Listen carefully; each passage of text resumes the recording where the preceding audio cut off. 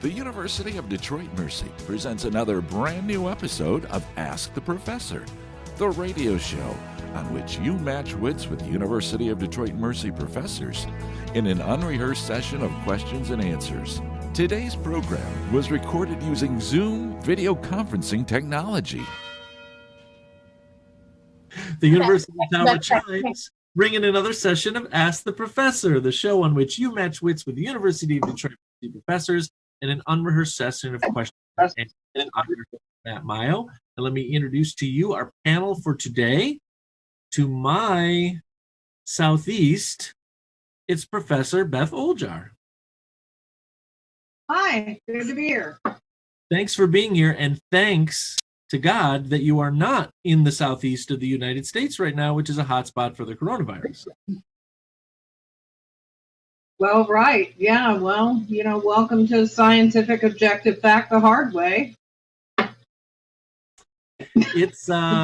It's really interesting to read the news every day and not really see anything necessarily new, but the numbers are not playing very well, even in our state where we've got things clamped down fairly well considering the rest of the country. Yeah. I don't know if you agree with that or not, Beth. What was that? Oh, I don't know if you agree if our state has things clamped down fairly well or not. I think a lot better than a lot of other states because we have a governor who's, paying attention to science and the facts. But, I guess we should be glad that the president hasn't sent his stormtroopers into Detroit yet, as he has in my hometown. That's right. Portland. Unbelievable. But I appreciate the text that you're sending about the wall of moms and the wall of dads. The wall of dads had their leaf blowers to blow the poison gas away from the protesters, and I think that that's awesome. That's my favorite thing. How many able the cameras to catch what was happening, too. Absolutely. So they couldn't cover up. They had signs that said Fathers Against Fascism. I love it. That's awesome. Anytime a group of people show up and they've got coordinated T-shirts, like I'm tuning in. That's all I got to say. Professor Stephen Manning is here from Political Science. Good afternoon. Good afternoon. Are you more comfortable now, Stephen? I'm trying to, as I said, treacherously close to cocktail hour. That's all I'm going to say. Right before we got on, Stephen, we were conjecturing about the possibility of us all downloading the app to our phones and then just all being in separate cars during the Dream Cruise and just trying to do an entire episode. Yeah. A little bit too much. Just a little over. Yeah. But there's no Dream Cruise. What do you mean our own Dream? Yeah. Professor Maggio, do you think there's going to be a Dream Cruise? Of course there is. No, they We're gonna can't. be idiots. Well, they canceled any official, I think, sponsorship or activity, but you can't prevent everybody from driving up and down Woodward. If it gets too out of control, maybe they'll just close Woodward down like they usually do. I am going to assume that's going to happen sometime relatively soon. Yeah, absolutely. So, Can't stop. Even if they try to do that, that would be as exciting as the Dream Cruise itself. So I'll still take my chair over to Woodward and watch the festivities. A lot of it always took place kind of unofficially anyway, right? Right. I mean, In the before early actual days, day. yes. Yeah. My kids equate that part of the cruise, considering literally the moment it starts to warm up, we start seeing people with their lawn chairs on Woodward. They equate it when they shut Woodward down as a fireworks show because they get to see the police rip off those flares, Yeah. Kind of cool. Oh. Professor Heather Hill is here with us today. How's it going, Heather? Good. How are you, Matt, and everyone? Just Hanging in? living the life. What can I say? Yeah. I have a couple of monarch butterflies in my bird. Yes. So, making me happy. Does that mean that you have some milkweed in your gardens? Mhm. Excellent. Most excellent. We actually saw one in our backyard a couple of weeks ago. We definitely don't have any of that. And I was like, well, they're already up and moving. What can I say? Pretty interesting. Now, Professor Mara Livezey was actually out doing yard work, you said, before you came on to the show? Oh, that's right. We're finishing up painting the back deck and cleaning out the garage, organizing, spraying it down. It's kind of a big deal. You've brought that house from purchase to livability in a very short period of time. Oh, that's right. I mean, I'm not just going to be sitting here doing nothing. Also, I need a break from making course content. Yeah, good point. Once in a while. Very good point. Very good point. Professor Dave Chow is here with us today as well. Pleasure to be here, as always. Excellent. Thanks for coming, Dave. All right, show us what you sketched during our first recording session. You always. I'm just taking notes. Just all right. Just this. Okay. That's all. Nothing scandalous yet. No hedgehogs or anything. No, Heather's birthday doesn't come up for another year, so I'm good. Right. That's right. So we'll have to hold tight. So I'm just jealous that she's got monarchs. That's all. Oh yeah. We actually 3 weeks ago. We had 18 little caterpillars on our milkweed. Mm-hmm. The milkweed was getting decimated. And now we're down to 0. Oh, that's too bad. The birds may have gotten them. Oh yeah. We are like the Robin and Cardinal buffet over here right about now. All you can eat. We are very happy to say that our academic vice president and provost, Professor Pam Zarkowski, is our guest panelist for today. Again, we're glad to have you, Pam. And I am most honored. This is an esteemed group, and after our first recording, your real estate has even gone higher. We have real estate? Yeah, it looks like you're at the lake house today. Yeah, at the lake house. That's right. Nice. Referring to us that way is proof that she has started her cocktail hour. Yeah, it's true. So I'll just say, Dave, you talked about having Robin and Cardinal I'm not at this place that the folks on the panel can see, but we like to entertain all the deer. We kind of have a buffet for them. They like to eat all of the rabbits and the deer, just love everything I plant. So come to the, our buffet in the morning and just enjoy yourselves. Then I think they have cocktails on our deck. That's what I think they do afterwards. Yeah. Well, folks, depending on what your animals eat, this is a program where you can send us questions regarding anything. If you stump the panel, you win a prize. If you don't stump the panel, you win a prize. You can send us the questions in a number of ways. You can email us at atp@udmercy.edu. Reach us on the web at udmercy.edu/ATP. Find us on our ever-growing Facebook group. Another few people added over the last week. Or listen to your favorite smart speaker by asking it to play Ask the Professor at University of Detroit Mercy. Hey, Matt, did you introduce everybody? Did I just zone out there for a minute? I thought I did. Did I miss someone? Oh. Okay, The hour is early tonight. Okay. I just want to make sure everybody got their moment in the sun. I guess I zoned out there on Zoom for a few minutes. Okay. That's all right. Thank you. Did you get Beth? Did you miss Beth or get Beth? I thought that I did Beth first. She was in the Southeast. Oh, Okay. oh, that's right. Okay. I'm sorry for stirring. Did you get Dan? Yeah. I did. Yeah, I kind of hopped in there on the Dream Cruise. Oh, okay. So I'll take that. You don't have We're to with you, Heather. We're with you. We're all confused. I have been on Zoom since 7:30 a.m. Oh, Yeah. Whose fault is that? So let's try this on for size. But Dear professors, with the political scene as volatile as it may have ever been, I wanted to lighten things up by coming up with a list of presidential nicknames. I hope you can use the questions and they can bring some cheer to your crew as much as they give a few laughs during such uncertain time. Warmest wishes from Valencia, California, our friend Frank Burrows. Thanks for sending these in, Frank. so can I ask Steven a question?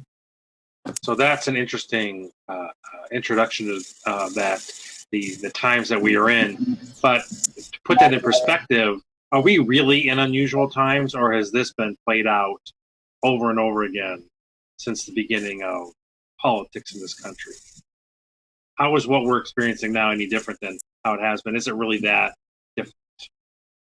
I would agree with you there, Dan. I think what's happening now isn't so different from what's happened before, but I think politics are more polarized. What does the political scientist think? Yeah. Yeah, they're certainly more polarized. Well, one big question is if Trump loses, they're already talking about this. To what extent is this a kind of a permanent thing in our politics, or to what extent will we kind of like a rubber band snap back to something that resembles normality, where people, actually talk to each other in a relatively civil way? I'm assuming you know what happened on the floor of the House yesterday for an hour.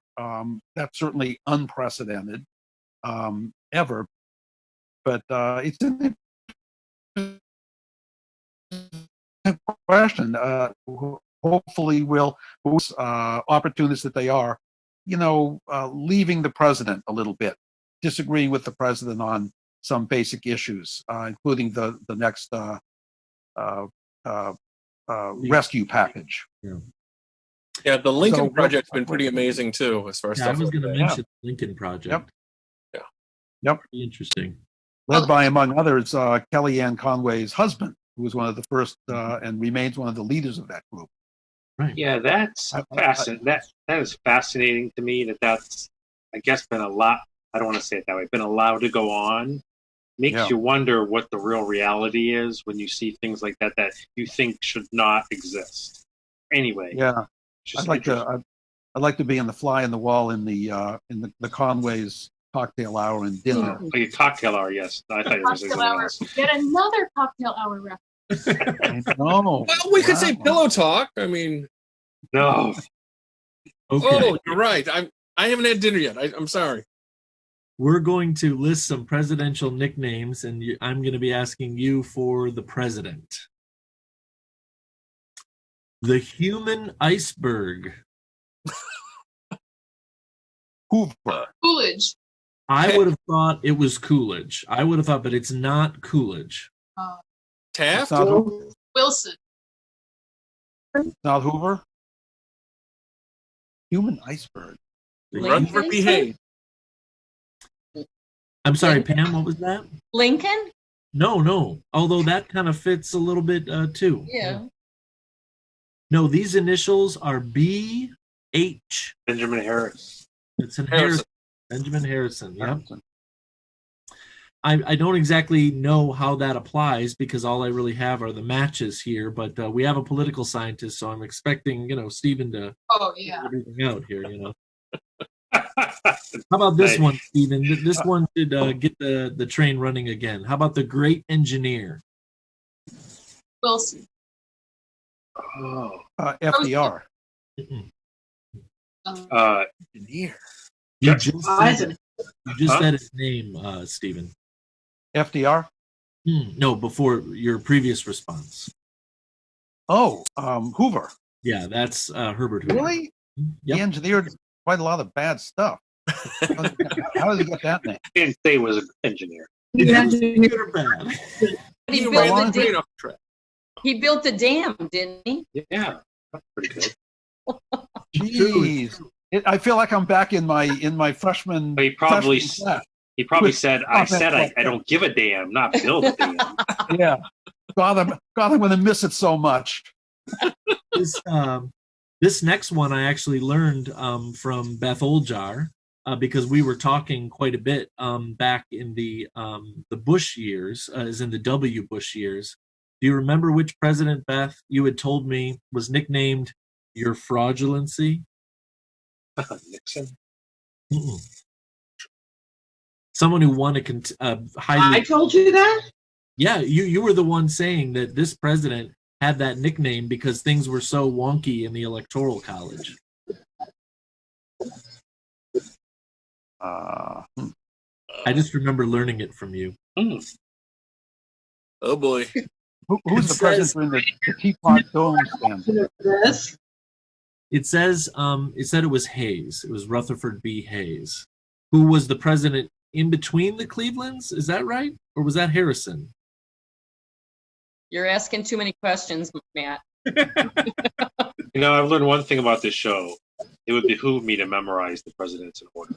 That would get me through a lot of questions on this show. Yes. So maybe that's a weekend project. Dan, when we get back Yes. to the studio, we're putting up all the president's pictures on the wall behind you. That map doesn't help. We need the Seriously, president. do you know how often I'm like, if I only knew the presidents? There's So nothing Dan, when I saying- was in middle school, I was given an extra credit assignment where I had to say all the presidents in order while holding a burning match. No, really? Was that a nun that did that to you? Yeah. No, I went to public school. How Oh. big is the match? Can you do it now? No, How long? Was it one of those long matches? Yeah. it was a regular tiny match. It wasn't a bit. And let me tell you, I got that extra credit. I did it. Wow. Okay, how about I throw you all a bone and we'll get back on track, okay? Okay. And At the time, he was referred to as the first black president. Bill Clinton. Bill Clinton. Yeah, that was Bill Clinton. Seems kind of silly looking back over that nickname, but that was his nickname. Oh my gosh. How about King Mob? Kind of scary. Mob King Kennedy? Mm-mm. No. Is that a reference to the mafia? No, I don't know actually. We've never had a rap star as president. Not yet. Not a good one, at least. King Mob. King Mob. That sounds like something radical Republicans would have called Lincoln, but maybe I'm wrong. I mean, you're in the wheelhouse in terms of the right era, Beth. How about I just say the $20 bill? Jackson. That was Andrew Jackson. Yeah, it was King Mob, he was called. Okay. He's All right. quite possibly one of the worst. Well, no question, he's one of the worst presidents we've ever had. There's a little bit of a clue in this one. How about 10-cent Jimmy? Carter. Wait a minute. James Madison? Jimmy. Is it Jim? Is it James? Jimmy Carter. James Polk. Madison, Polk. Oh, come on. Come on, Mara. You got it. That match is burning fast. No, I don't. You literally named every James president except for the correct answer. And most people know him as the first only president that did not have a spouse during his term. We just had this question, by the way, on another show. Monroe. Monroe. Rutherford. No, Dan's right. Who was it? James Monroe. Nope. It's not Taft, is it? No. No, what's Taft's first name? William. William Taft. Yeah, sorry about that. Yeah, William H. How fast Just like James. with that? William Howard. No, it was James Buchanan. Yeah, of course. And I was this close to giving a Marvel Studios reference, as in Bucky Barnes, okay? James Buchanan Barnes. Mara would have gotten that. Would have gotten that. Same here. Yeah, Baron Who was- Zemo? Oh, Who was old Sinkerswim? that sounds like Taft. Yeah, I was going to say Taft. Tyler. Nope, you're going to have to go back quite a bit more. This is a guy who couldn't swim. Or he was so big he Sinkerswim. just placed all the water in the tub. Quincy Adams. John Quincy Adams. I'm going partial credit, Beth. It was the original, the OG. John Adams was old John Sinkerswim. I was going to say that. I really was. The only other clue I had there is now that I've actually, because I could never afford to otherwise, seen Hamilton on Disney Plus. Whew, John Adams gets roasted quite a bit. Oh, yes, he does. Taken down. Neither of the Adamses were reelected either. That's right. That's right. I still prefer Gomez. That's a great miniseries. The miniseries with Paul Giamatti and Laura Linney on John Adams. It's amazing. That was actually It's really good. How about the Dude president? Dude, D-U-D-E. Bobsky? Yeah, right. The dude. What other answer is there for that question? Yeah. The dude. I know so little about this president. The only other thing I know about him besides his name is that I think in his official portrait, he's got giganto mutton chops. Van Buren? No, Has he been named yet on the show so far? I don't think so. Okay. Tyler? Whoever we mentioned. oh, I can see him right about now, but I just Fran? No, you said it's somebody that you don't know much about. If we were around and we used like semi-standardized Western nicknames, we would probably call him Chet.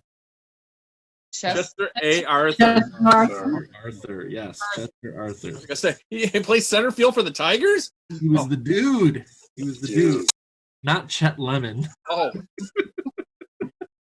I'm sorry, I can't help but say this. You could do the research to figure out the rest, but the people that I ran with when I was younger, my buddy used to do some prank calling, and his go-to prank call was pretending like he was Chet Lemon and calling people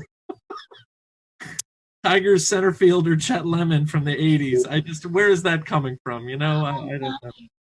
Yeah, and you said it was a friend of yours. Uh-huh. Friend. Chet Lemon. How about the Napoleon of protection? Wow. So this was a short president? That's a good. It has to be, doesn't it? Although I don't remember hearing that this person was rather short. Maybe I'm. Theodore Roosevelt? Theodore? No. Monroe? Madison was short. Madison was short, yeah. Not like Hamilton.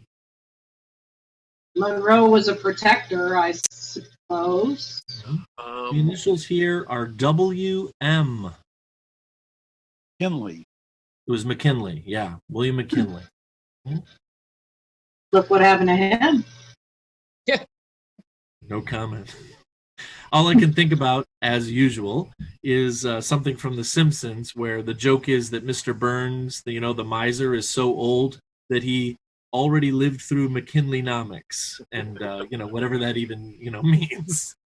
There's one more of these in the traditional way the question's being asked, and I think it's a pretty softball for people of our generation. Whose nickname was Poppy? David Ortiz. Missionary World. Gene George H.W. What was that, Beth? George H.W. Bush was Poppy. Yeah, H.W. That was Poppy. Yep, you got Actually, his nickname, one of his nicknames was Rubbers, because he was a huge supporter of Planned Parenthood. Wow. Nice. So here are the bonus questions that came with the set. We have just enough time to do them, and it's actually kind of fun. These are the names assigned by the Secret Service to members of the presidential family, and they're relatively well-known ones. Whose Secret Service nickname was Coppertone? Trump? Yeah, I'm gonna guess. Yeah. Presidential family members, Yes. their nicknames. Bobby Kennedy? Was she tan or somebody that's dark? Betty Ford? I heard Kennedy. It was Rose Kennedy was the nickname was Coppertone. But I believe for the same reason. You may have heard this one before too. Who was Starlight? Starlight. That's a fairly. Was that Michelle Obama? One of Obama's kids? No, this actually was First Lady. Is that Michelle Obama? Jackie Onassis? Nope. Carolyn Kennedy? Nope. Laura We Bush. can go down the list. Starlight was Pat Rosalind for whatever reason. Nixon? Pat Nixon. Was who? Was it? Who was it? Oh, Pat Pat Nixon. Nixon. Pat Nixon. Pat Nixon. Here's a very, very recent one. This would be a presidential daughter. Who was Twinkle? One of the Bush daughters, Sasha. Barbara. That's a 98% there, Beth. It's Jenna. Jenna Bush was Twinkle. You allowed to pick your own name, I wonder? Pretty interesting stuff. Wow. I successfully skipped over what this person is predicting Donald Trump's long-term nickname is going to be, and we'll come back to that in 20 years and see how history, treats our current president here. So the time has come at the end of our show to go back to the list of ATP favorites. We've done our magazines. Here's a good one. We've never done this one before. What's your favorite place to go to that's a museum? Ooh. I'll start us off by saying that after 15 years of my wife working at the Henry Ford, it's hard to go to any other museum, even awesome ones like Smithsonian or whatever, and not think about how unique the Henry Ford is and the fact that it's close to where we live. It's pretty interesting stuff. People just don't collect full-sized locomotives like they used to. You know? I beg your pardon, I'm saving up. I've got the yard for it. Yeah, my answer would also be nostalgic. So growing up as a kid, we always went to the Detroit Institute of Arts, and I just remember the sets of armor, just like as a kid, always loving just going there and looking at those sets of armor. You know, if you try to put one on, they get really mad. Yeah, I can see that. Feel that from experience. Mine might be, Pam, you would know this too, in Istanbul, right? That they have now turned into a it's both a museum and a mosque, but it's on the World Heritage what's that called? World Heritage list. Yep. As Yeah, a the museum. Sophia. Right. The Sophia Hagia, and it's now Yep. turned into a Erdogan has turned it back into a mosque. That's right. People can still go in there, but it's a very, very politicized decision for him to make. That was beautiful. That's been in the news a lot lately. I've seen pictures of it that brought back our visit to that. Good time. Yeah. Well, I'll add, I like the Motown Museum, and I can't wait to see it when it's redone. That was, I like all the museums you've mentioned, but I'll throw that one in Detroit. That's a great one. At Woodward and the Boulevard. I would say, besides all the Detroit museums, the British Museum of Natural History is very good in London. So I just remember that. It's a good experience. Something that pops into my head, and I haven't been there in a long time, is the National Gallery of Art in Washington. It is great. It's a beautiful building. Either side of it, there are these rotunda, and they always have beautiful flowers. Also, solarium. Heather, you make me think of every time I have to go to what we in chemistry call the mothership, which is the American Chemical Society World Headquarters, which, by the way, is across the street from Jesuit of the Americas in Washington. My wife always asked to tag along, totally abandoning me for the entire trip and just going museum to museum on her own, since, of course, that's her line of work. And the National Gallery is definitely very high on her list. Yay, Leslie. Mm-hmm. You're not using 11.6 funds for that, are you? Absolutely not. Well, not during the pandemic. Come on. Yeah, we can't leave. I don't think we've heard from Beth or Dave quite yet. Well, I'm with Pam. I really love the Motown Museum and seeing the part of the floor that's worn away from when the engineers were keeping the beat in the DIA. But there's a museum in Oregon called OMSI, which is the Oregon Museum of Science and Industry, that was a big hit when I was growing up. Very It was cool. really cool. Okay, I'm down to 3. MoMA in New York. Of course. Gee. The Royal Tyrrell in Drumheller, Alberta, which is a great dinosaur museum. It's actually a working lab. And Matt, you might agree with me on this one. Marvin's Mechanical, out on Orchard Lake. Marvin's Marvelous Mechanical Museum. Yeah, absolutely. So all the pinball games. So I Very, can't wait very for that to nice. open. So. Yes, someday. Soon. I'm afraid we've used up all the time we have for today, so the time has come to say goodbye. Beth. Bye. Steven. Once again, Matt. Steven. Oh, I didn't hear you. I'm sorry. Yes, I was laughing. Goodbye. Everyone stay safe. Dan. Bye. Heather. Bye. Mara. Bye. Dave. See ya. And Pam. Goodbye. Wear a mask. Mhm. Now these words from the University of Detroit Mercy. Ask the Professor is transcribed at the facilities of our houses, but we're still out of the Department of Communication Studies in the College of Liberal Arts and Education at University of Detroit Mercy.